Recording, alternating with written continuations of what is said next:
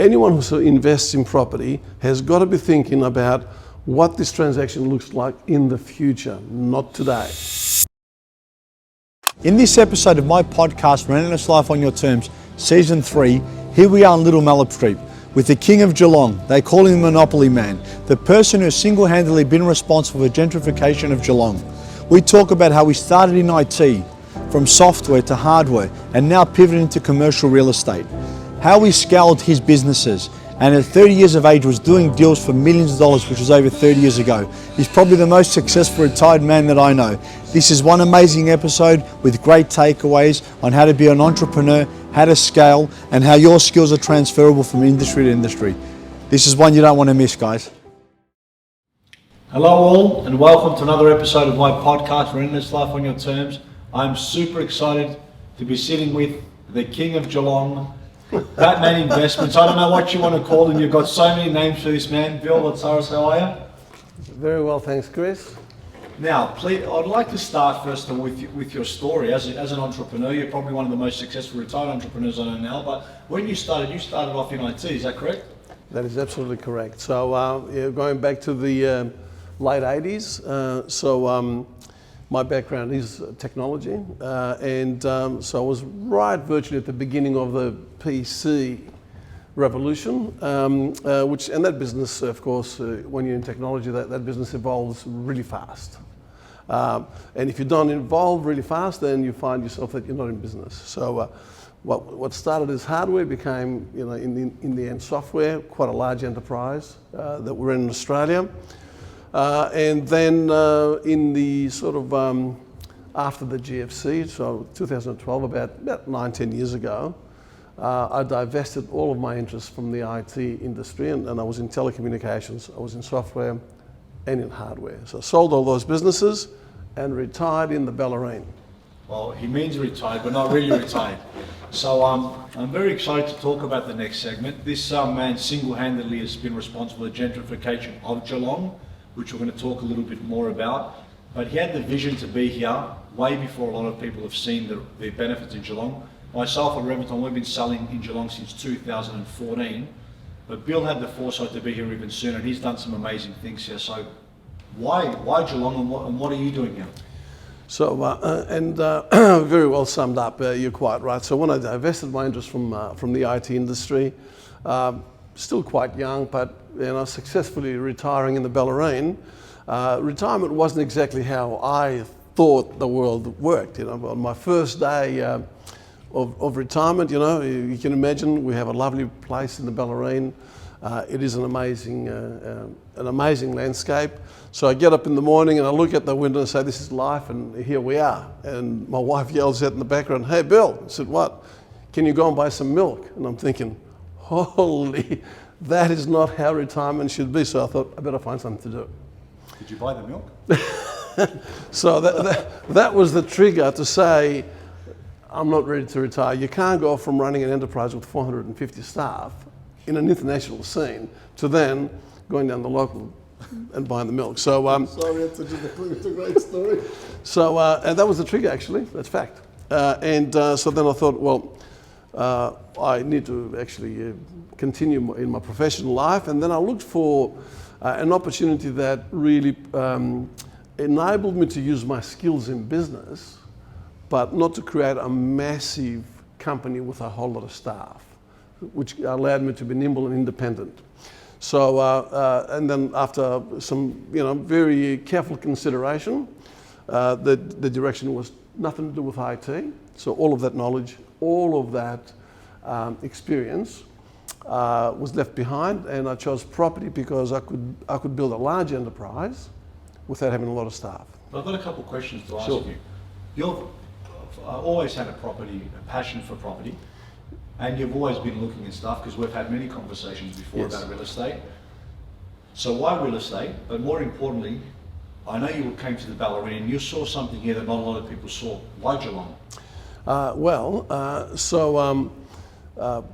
And there is a link actually. So although IT has got nothing to do with property, there are some similarities. Like what?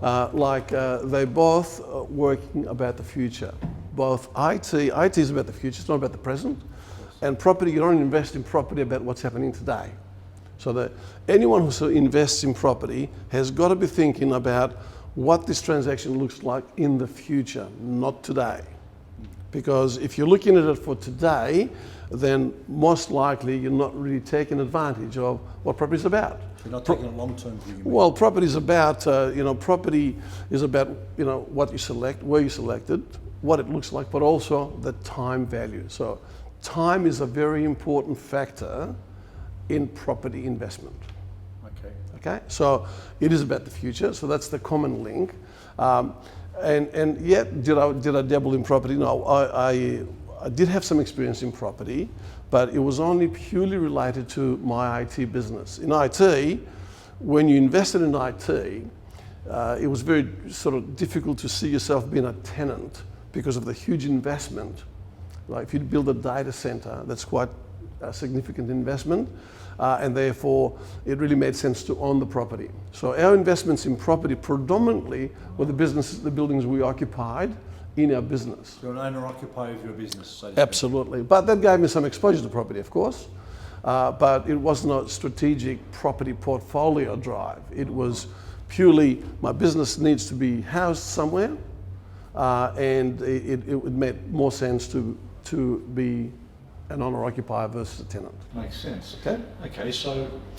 But then, when I divested my interest from the IT industry, then property was purely an investment vehicle. And Geelong was instant in my mind because, and it was only introduced because we happened to have, lived on the weekends in the Bellarine. So that's how I was exposed to Geelong. When did that start? So we bought our weekend in the Bellarine in 2001. Okay, so we're going back just over 20 years ago. Yeah. But what did you see then? Because I'm walking around now, Mallotree, I don't recognise them, and I've been there a year ago. What did you see? But we didn't touch Geelong, though. So for the first 10 years or so, it was just a weekender for us. So it was a place where I left my office in South Bank. We were in the IBM tower, and I left there on a Friday and returned back there on a Monday. Virtually didn't even touch Geelong, central Geelong, for a full 10-year period. It wasn't until after that I sold my businesses and the milk vision said, I better do something that property became prominent, and Geelong was easily identified as the perfect place to invest because it had all the elements of property and the future of value. But it was unrecognised. Like it was almost not considered for any of its attributes that nature gave it. Yeah. Yeah, I wanted to comment on that because I looked at it from a residential point of view. Sure. But it was much easier to predict, in my opinion, residential than it was commercial. And you said it was easily identified, but no one identified it. So you saw it back then, and you saw the opportunity. And as you said, looking at the property in the future, you said, hang on a second here, something special can happen here. Yeah, so so basically, you look at Geelong and there was nothing happening in Geelong. Empty factories, empty buildings, empty leases. That's correct, okay? So there was a rhetoric that used to be bantered around by the leaders of Geelong that say, north-facing bay, proximity to Melbourne, gateway to the coast. That's all very well. I added a fourth one and said, how much is an empty building in Moorabool Street worth? And the answer was zero, because an empty building in the central Geelong back then, with no possibility of getting a tenancy, had no buyers. So, so the town was in that state. The way I went about it, having the experience in business, okay, not in property, but in business. So what I did, to get into the network very quickly, I became a member of every club in Geelong. So from the business club, the Geelong club, the football club, the committee for Geelong, the yacht club, I joined every one of those, chamber, and that got me into the network very, very quickly. And then that reaffirmed the story that this town, had a particular, look and feel, but it wasn't that look and feel because it wasn't, God created it that way. It was because people viewed it and were convinced that this is not the place to be. So you changed the view? Well, I remember meeting with the CEO of City of Greater Geelong, back then, nearly 9 years ago, and he said, "Oh, Bill, you know, we know you're making a bit of noise. You want to invest in Geelong, but you don't understand. This is not Melbourne." He says, quote unquote. He said, "We have the coast here, and so people go to the coast. That's why the CBD is what it is." I said, "But mate, there's no culture in the coast. CBD's got a lot of culture. It needs to be tapped. It needs to be tapped, right?" So, but you know, we knew it had to take a lot of effort, and you couldn't do it with just one thing. It had to take multiple things. And time and risk. So yeah, so it took a lot of capital, it took a lot of risk, and it took a lot of energy. That's what, and of course, you had to have the commitment, not just the vision, right? And here we're today. I mean, we didn't do it single-handedly. What's done it is all the businesses that are here. So you need to work collaboratively with people to make anything happen. And you told me, and I hope you don't mind me sharing, just alone you've got over 150 tenants, which you've, I know, selected to have specific businesses in certain locations to really gentrify what's Geelong happening in Geelong. You're quite correct. I mean, I'm on record in the Geelong Advertiser. A year into this, into the business vision that was started, a year into it, we had 63 new businesses in Little Malop Street. 1 year in. How many was it before? 0. If you go back and you Google this, you'll find that there was an article, which is what attracted me to this particular street. Ran front page of the Geelong Advertiser, 86 empty shops, and they had a photo of this street with a couple of traders. That's what we had. So, and it was that particular article that led me here. Wow. And then from then obviously took not just the vision, not just the investment, also a lot of hard work, and a lot of other people around me. When I was walking in the street with you, I said, this represents so much hard work. And when you're looking at Malop Street, another name that I read in the paper that passed me, the Monopoly Man as well. It's also known as the Monopoly Man. I found it a classic. So I want to ask you a couple of questions along your journey, because you've had a lot of triumphs and no doubt you've had a lot of mistakes and made errors, because everyone has in business. What are some of your lessons that you've learned, and what would you say to an entrepreneur out there that's trying to get into business? Well, of course, you can see here with my history how IT, even within the IT industry, going from hardware to software, it's a significant different business. And then you're going to real estate, that's a significantly different business again. The common element in there is, of course, the business acumen. The person that you describe as an entrepreneur that has the ability to identify. Okay, if I can sum it up this way, I think that today, as people, opportunities go past us all the time. Okay, the thing is that as we're sitting here, another opportunity is walking past. But out of 100 people, how many see that opportunity? Or act on it? Well, firstly, how many they see it, but then of the ones that see it, how many act on it? And hence, and that's what I define as the entrepreneur, the person that not only identifies it, but then acts on it. And I guess it doesn't matter what the field is, ultimately, success in business is measured in the same way. You do something, you do it well, you deliver it. It has a benefit to the community, therefore it has value, and therefore it's successful. That's how it works. So basically, it's vision and action, as having. Absolutely, yeah. So I know this is a very hard question for you to answer because you've got so many. What's one of your proudest things you've done so far? Well, actually, that would be a multiple, but it has a common theme. What we've done very successfully here is to select the right businesses and then mentor those businesses into their space. So our tenants are not our tenants, they're our customers. So we treat them that way, and we look at that as a partnership, and how our business functions within a facility and how successful it is really important to us, and we work with them. So, we've got some really successful stories where, a small business starts with, 2 people that are new in business, and today they're playing the global scene, and that's happened because we've actually worked together. You'll see as we go for a bit of a walk later, I'll identify that business and you'll see how it actually happens. So real estate on its own, it doesn't deliver. It's real estate with activation that does in the commercial world, which is totally different, of course, to residential, right?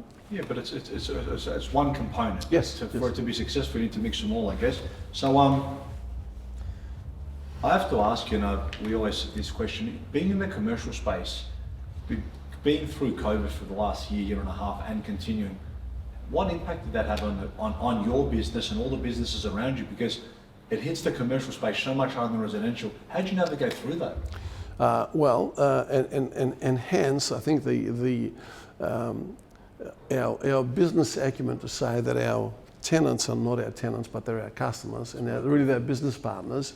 If you look at how we dealt with the COVID issue, COVID-19, we were actually right off the block immediately before the government even made any announcements about how tenant and landlord would work, and to give everyone confidence that we're in it together. And I think if we see how we dealt with this as a team, as a group, and we're very proud about that because we didn't leave our small business operator in an uncertain position, wondering what's about to happen. We said, no, we're in it together. And what transpired through that, even though we've had all those difficult issues to deal with, I can proudly say that many businesses in this precinct are doing numbers superior to pre-COVID already. That's remarkable. I'd like to talk on that. So because you were forthcoming with your communication, you're willing to work with them. In essence, you call them tenants, but partners in business. Great. Because they're actually, whatever the case you may put, it's a very interesting way to put it. These businesses didn't survive COVID, they thrived. Because I'm walking down the street and I can actually feel the energy, and it's only midday. So I can't imagine what it is at night time, so I do have to come down here and see, because it's amazing what's actually happened here. And of course, like in exactly the same principles I used in my IT business and in the IT industry, we've seen these recessions multiple times, not by COVID, but through GFCs, through and many others in the IT industry, the .com. We've seen heaps of them, right? And I can tell you that a true entrepreneur would use that as an opportunity to grow their business. I love it. And I don't just say this, in the last 12 months through this period, we've made our biggest investments in our business than any other year previously. So when others are fearful, you attack, but also too, it does take business acumen, but also guts to strategically say, I'm going forward.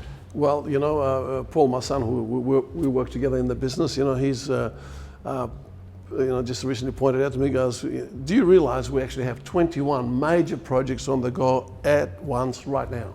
And we're in COVID. We're still in COVID, right? So that's so we don't just promote that. We don't just You live and breathe it. we live and breathe it, and we practice it. So that's Paul Votsaris, who they refer to him as the Prince of Geelong, who will also be on our show. And then we're hoping to have a double with the father and son. So let's see how we go with that. So I'm going to ask you an important question. I know all our listeners want to know, and I definitely want to hear your opinion on this. Where do you see the market, the property market, in the next 10 years? Well, one thing I can say with a degree of confidence and on record, that you certainly can't listen to the leaders in the economy about that, because they've got it wrong 10 years in a row now, every year. So if you listen to our major economists from our big four banks and others, every statement they've made about property in the last 10 years has been wrong. They're scarce. That's Well, what sells, I don't know what it is, but they've definitely been wrong. And if you look at the latest comment, pre-pandemic, they said property will be affected by 30%.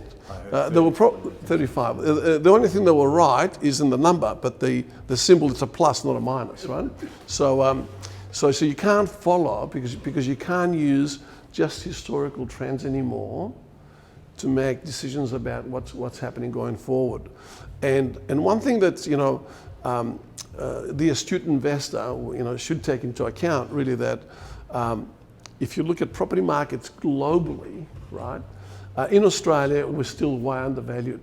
You know, when you see a car park in Singapore sell for $1.7 million, this is a single car park, a parking spot, not a car park. And you look at, I read an article in The Age only a couple of weeks ago where a rental property in Singapore was $250,000 a month for a house. 1.7. Right? You're Yes. saying 1.7. For a So I car. got a bargain for 50 grand for my car spot. There you go. There you are.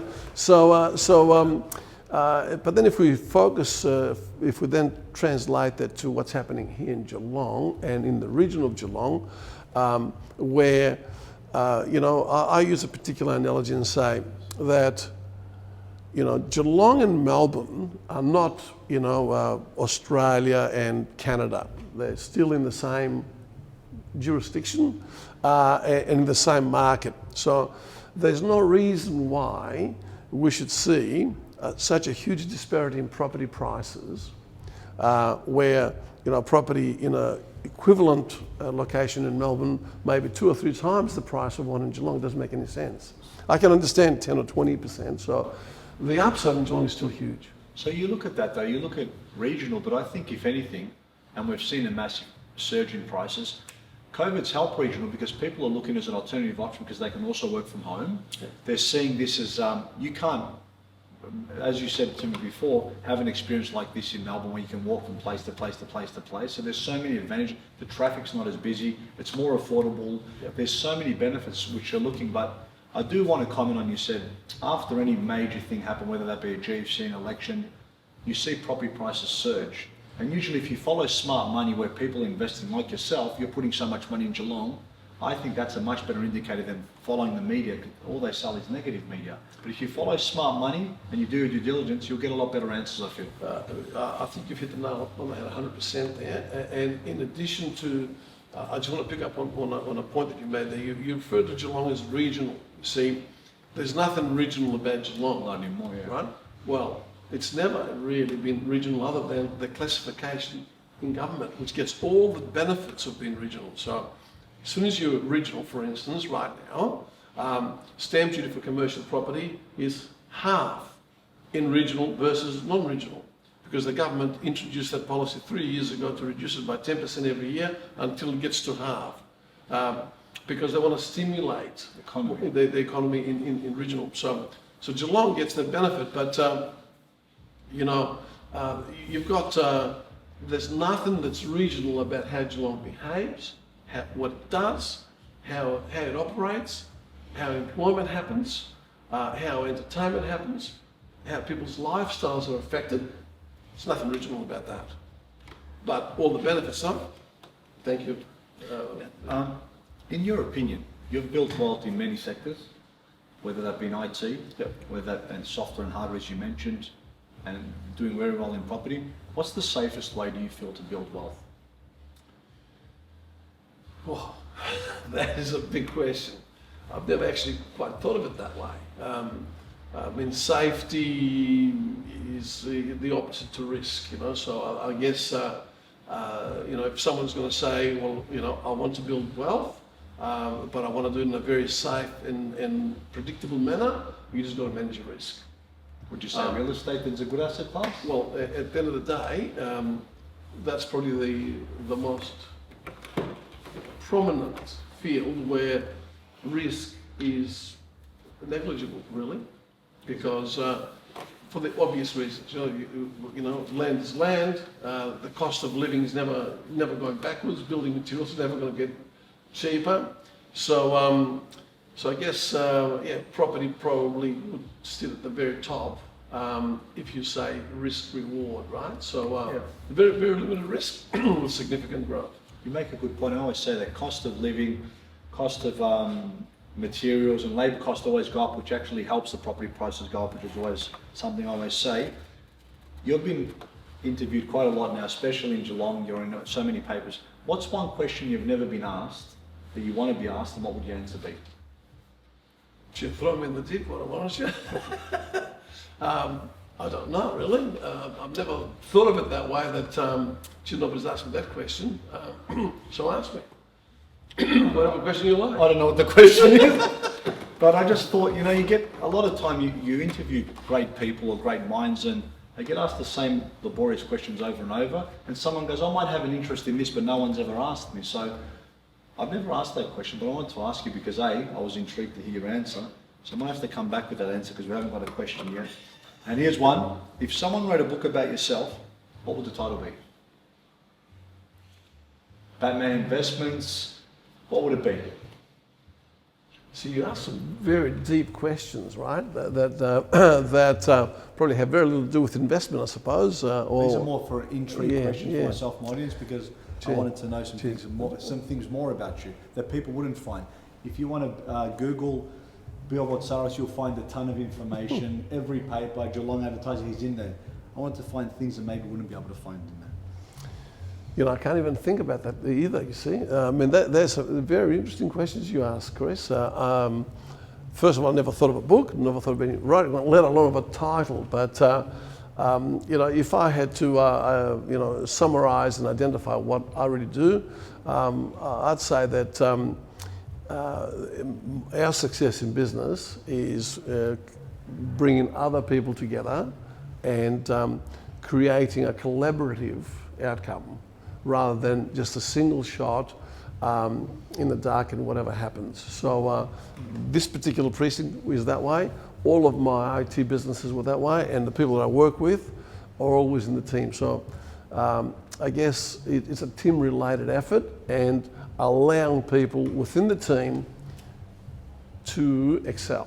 I can attest to that because when I walk down the street, you're not a landlord that doesn't know his tenants. Everyone walks past, hey Bill, you actually knew every shop owner. You walked past and you probably said hello to 10, 15 people. And so that's a big test for your character as a person and as an investor. So, Bill, I thank you for having me on the show. You ready for your quick fire questions? Sorry? Quick fire questions, are you ready? Yeah. Do you have any pets? No. What's your favourite colour? Blue. Me too. It's a calming colour and a wealth colour. There you go. And it's on the Greek flag. Of course, and the Greek flag. There you go. What's your favourite TV show? I actually watch very little TV, so Of course. I really haven't got one. Okay. iPhone or Android? Android. Oh, there you go. There's one for the Android people out there. Who was your role model growing up? Right.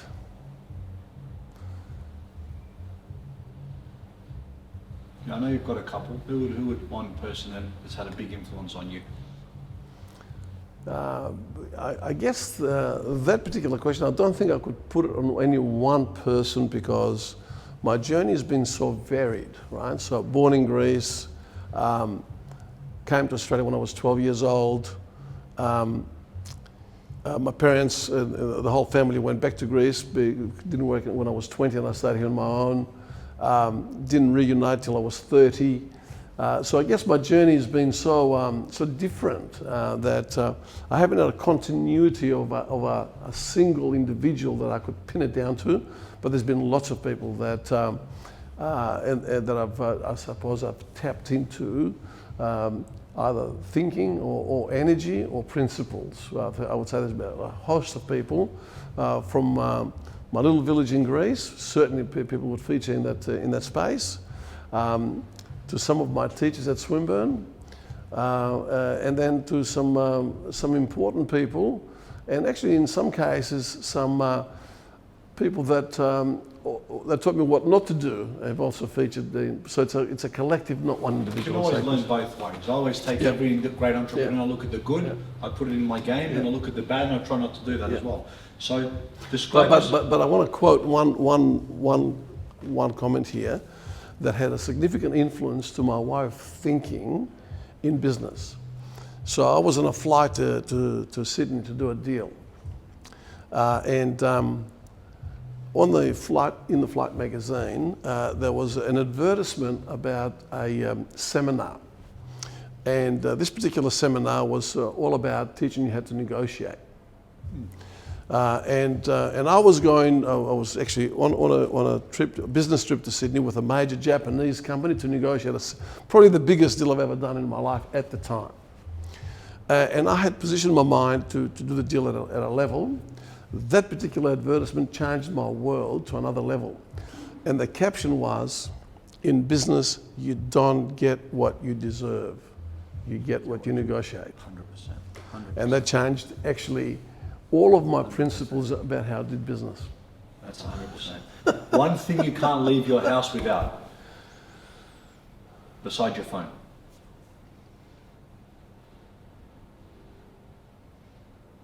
You don't need your keys because every shop's from 10 metres. So. Is it a wallet? Don't have a wallet. Doesn't have a wallet. You don't need car keys. You, No. you can actually live with nothing. That's right. There you go. What annoys you the most? Give me a pet peeve so we make sure we won't do it as well. What annoys me the most Yes, give me a pet peeve. is repetition. What was that? Repetition. I'm joking. I'm going to know myself, sorry. Always a good to have a bit of fun. Best advice you've ever received? Follow your gut feeling. I believe that too. Viscerally, the most important. Now, you've shared so many great points with me, and you've always been a mentor from the time I've known you. You've helped me so much. I can recall things you've said to me that you didn't even recall you told me I told you. They've had a big impact on me. Thank you for that, Chris. Give me 2 or 3 things that you want our listeners to take away from it in anything, whether it be entrepreneurship, resilience, whatever it is you think. Is it real estate? What? Give me 2, 3 points that you want our listeners to think of. You come up with some very incredibly difficult questions that you probably should have given them to me beforehand to think about. But look, if you listen to the content that were covered, and if you listen to the messages that I've sent, they all revolve around if be a believer in yourself. Okay, don't let negativity get in the way. Don't see risk as an inhibitor. But rather as an element that you measure, and always look forward, not backwards. So back yourself, look at risk as an opportunity. You said before, Very good, as opportunity, yeah. and move forward. This is our last question. On a scale of 1 to 10, how much have you enjoyed the podcast? I loved it. Well, on behalf of myself and my listeners, it's been an absolute pleasure having Bill on the show. We've shared so many things. Always love having a chat with you. Always learn so much. Thank you very much. Thank you, Chris. Thanks for making the time. To everybody out there, I hope you enjoyed this episode as much as me. It's always amazing to talk to Bill. You learn so much about real estate, business acumen, and what to do. And we're going to go for a walk and see exactly how he single-handedly gentrified Geelong and exactly a lot of keys to success.